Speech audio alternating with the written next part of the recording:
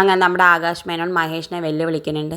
ഞാൻ തന്നെയാണ് സുമീനെ കൊന്നിട്ട് കോറിയിൽ കൊണ്ടുപോയി തള്ളിയത്, നിനക്ക് തെളിയിക്കാൻ പറ്റിച്ചാൽ തെളിയിക്കടാ എന്നൊക്കെ പറഞ്ഞിട്ട് വെല്ലുവിളിച്ചിട്ട് പോകുന്നുണ്ട്.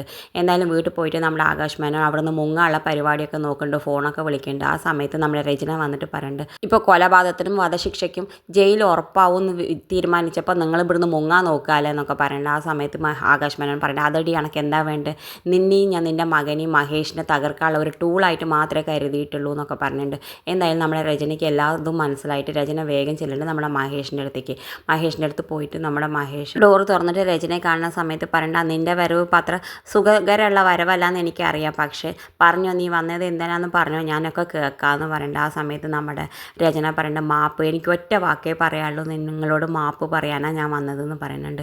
എന്നാലും ഇഷിതയ്ക്കാണെങ്കിൽ വല്ലാത്ത വിഷമമായിട്ട് അവളുടെ അവസ്ഥ കണ്ടിട്ട്, ദയനീയ അവസ്ഥ കണ്ടിട്ട് അവളിങ്ങനെ അടുക്കളയിൽ നിന്ന് വന്ന് നോക്കുന്നുണ്ട്. ഇത് കാണിച്ചുകൊണ്ടാണ് ഇന്നത്തെ പ്രൊമോ അവസാനിക്കേണ്ടത്. ഇതുപോലെ പ്രൊമോ വിശേഷങ്ങൾ നിങ്ങളുടെ മുന്നിൽ എളുപ്പത്തിൽ എത്താൻ ഈ ചാനൽ ഒന്ന് സബ്സ്ക്രൈബ് ചെയ്യാൻ മറക്കരുത്.